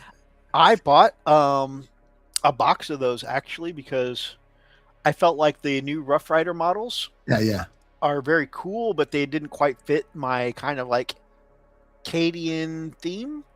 And so I bought those to put Cadian heads on, and they were going to be my, give them lances and stuff like that. And they're going to be my biker Rough Riders instead of horses. Have you done it? Oh, I have one that's converted on my desk as a test model. Yeah. And in the middle of that, probably some other faction came out, and I was like, ooh. And I got ADD'd. Yeah. Yeah, it'd be fun to paint them. Grey Knights, Brotherhood Terminator Squad, 4 models down 10 points, 5 models down 10 points, 8 models down 20 points. Hello. And 10 models down 25 points. 375 points for the Terminator Squad. I should paint up my Grey Knights. No, I shouldn't. Oh, I remember. I went all in on Ultramarines. That's what happened. Yeah. It's not hard to do that because they are the darling, aren't they? Yeah. I think I had recently listened to, I don't remember which one of the books for Ultramarines, and I was like, okay, I need to paint these guys. These are cool. So Codex Imperial Agents is interesting for themselves. No changes, although we all know that they are barely a real army on their own. Except for those who like the hard workers who want to make it work, right? They are the people staying in a bad relationship. Yeah. Because, no, I'm just kidding. They are very smart tacticians who are like, I like this concept. It's very neat, and I'll find a way to make it work.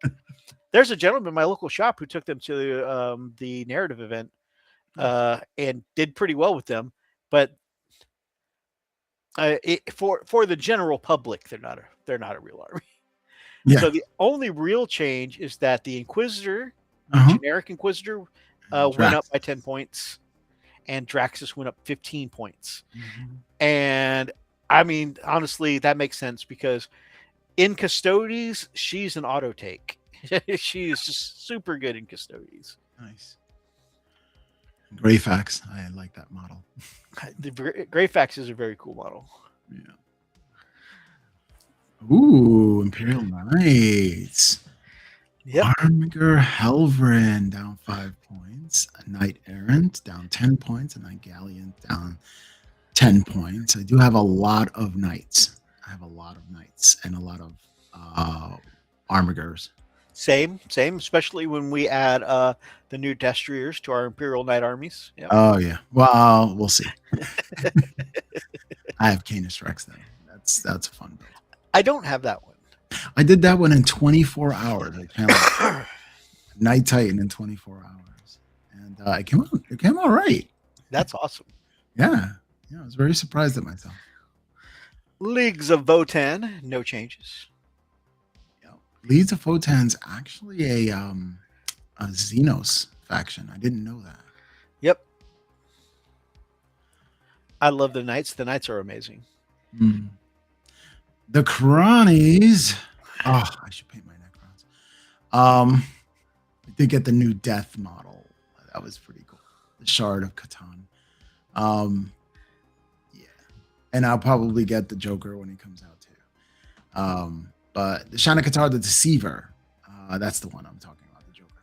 He's up 10 points. to 295 points, as well as the Nightbringer, which I have, went up 10 points to 325 points. And the Void Dragon, of course, is sitting in its nice little box, is up 10 points to 320 points. The Transcendent Catan is up 10 points to 315 points. And Necrosaur Amentar is up 20 points to 185 points. That's a large increase. Now, apparently, from what I'm hearing, the Necrons or the Catan in general have been kind of bullies on the scene.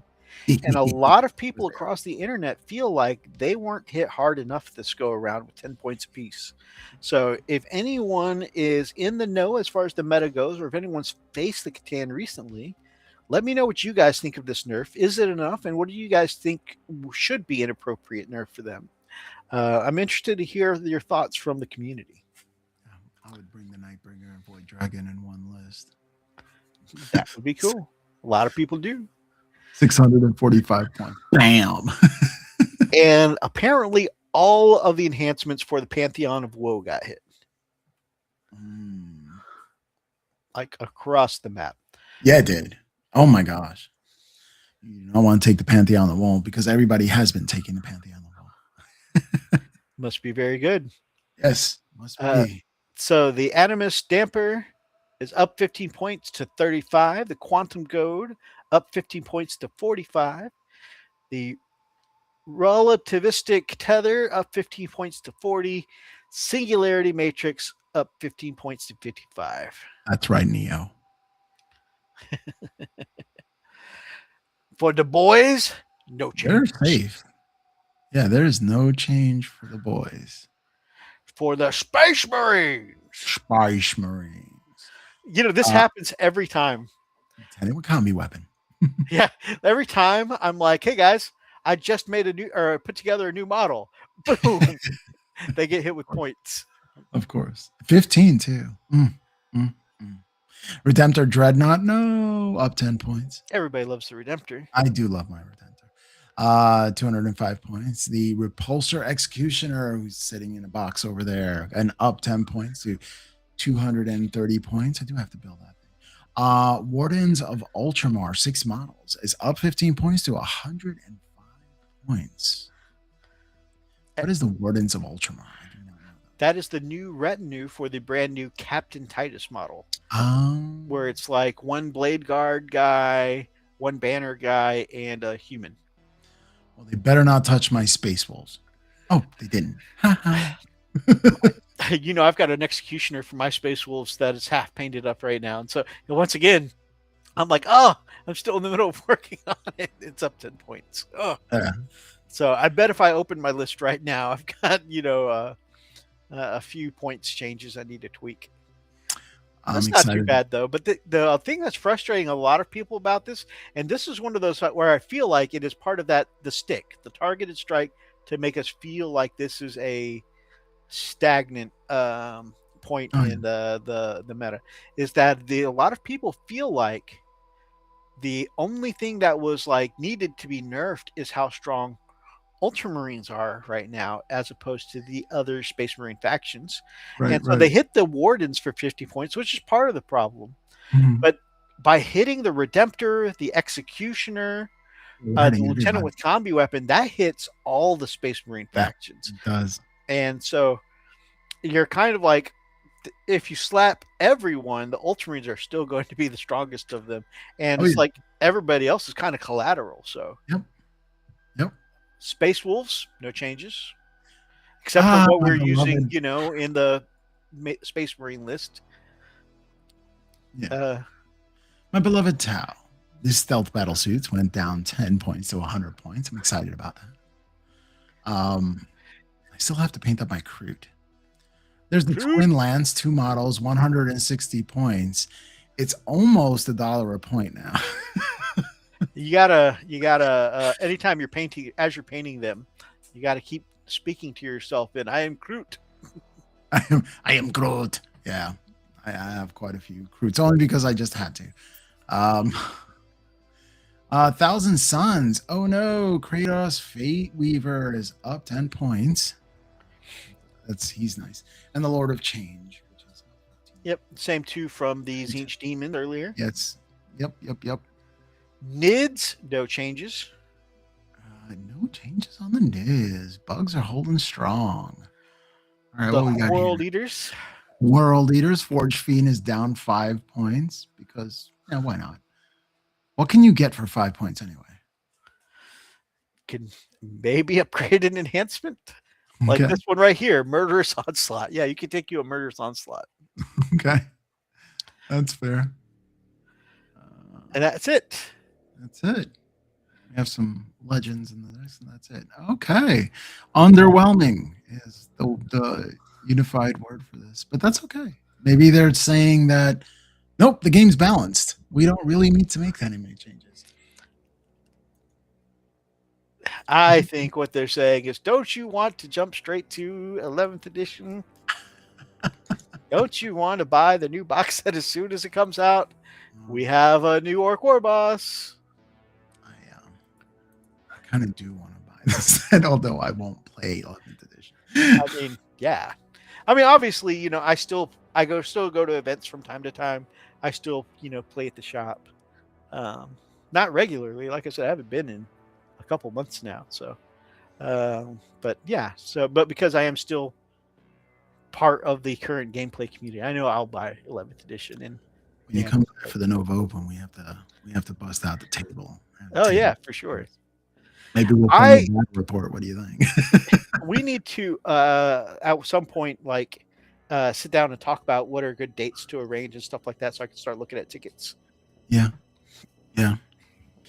Weekend's good. It's just really rough because it happens, and it's my first week with the kiddos.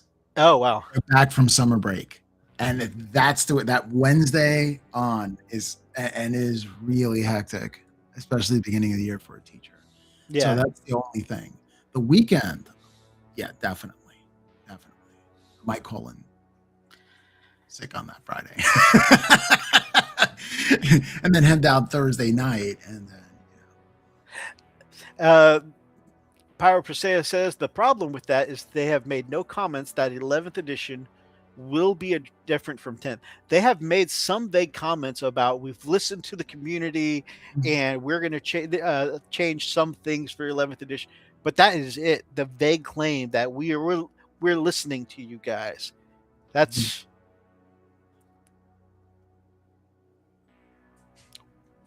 okay. Can I have some more details, please? Right. So we heard you, and we thoroughly ignore you. So we poke darts at certain comments. I would be totally happy if this was a soft reset, and they're like, keep using your new codexes until your old codex until the new ones come out, and just keep enjoying the game. Here's some minor rules tweaks, like I said, 8th to 9th being a soft change was great. The Blizzard strategy, yes. And then like the day of launch, here are some patch notes, guys. Here's what's different. Oh. Okay, so now we're a little overwhelmed and no time to implement these changes mentally. Cue the Dr. Evil. Right. By the way, on this soft reset, instead of rolling dice, we just take rubber bands and throw them at their miniatures, and whatever falls over dies. We're not changing the game mechanics at all, and you can still use your codex to put your drinks on top of. They are now Games Workshop official coasters. No. The books are still good for hobby content. Remember when they said that? I think because of the reaction they got to that is why there's not as much lore in the codexes now. Because, everybody rebelled so hard. But going back to my Imperial Guard Codex, man, I was mightily upset, especially since, don't get me wrong, the 10th edition Guard Codex is fine. They did you dirty, man. It's okay. But the 9th edition, and maybe, it's nostalgia because it was my first Imperial Guard Codex, but I loved the 9th edition Guard Codex. I have all the 9th edition. Codex cup holder, $75. You right.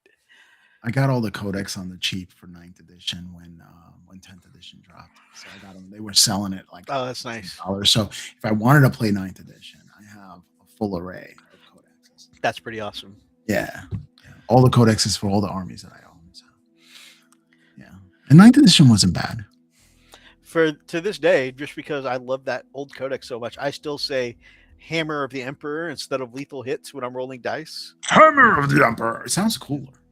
It does sound cool. Hammer of the Emperor.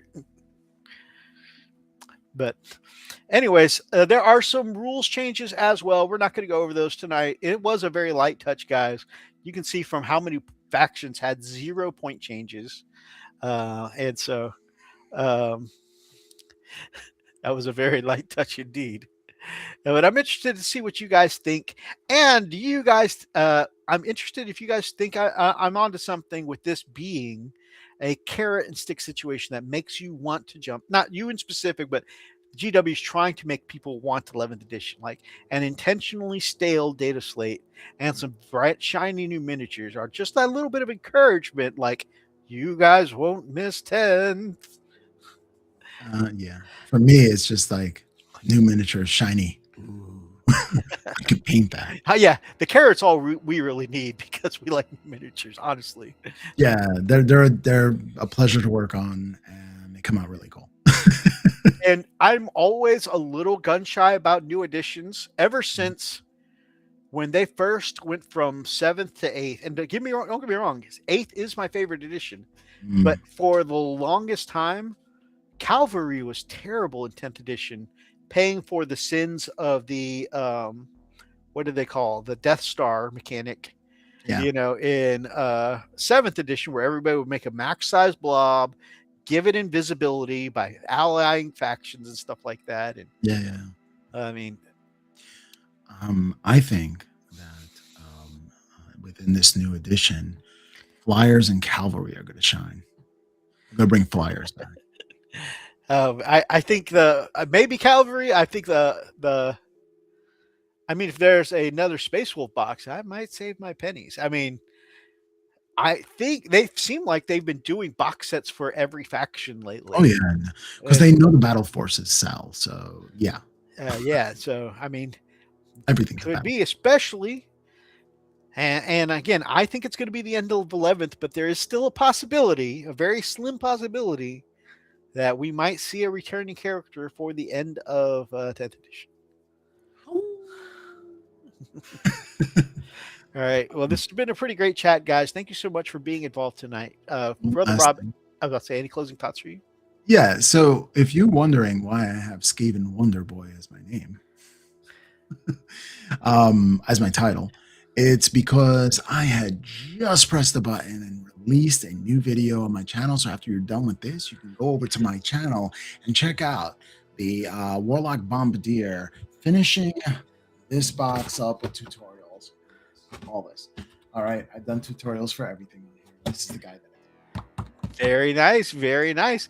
And perfect timing because Nightbot just plugged you again. So you can click on that link and go to his new video right now. Thank you all so much for joining us tonight. If you guys like tonight's video, please make sure that you grab up an ox and smash that like button in the name of the Emperor. Drop us some comments down below. Feel free to be part of any of tonight's ridiculous conversations. And let me know if you guys thought the Catan were hit hard enough or not, and what you think should happen with the Catan, because I've heard a lot of complaints. And if you guys are not yet subscribed to my man here, friends of Wolfbrother Hobbies, down in the link tree below. And if you're not subscribed to this guy, we would love to have you as part of the pack here at Wolfbrother Hobbies. So subscribe. Until next time, stay frosty.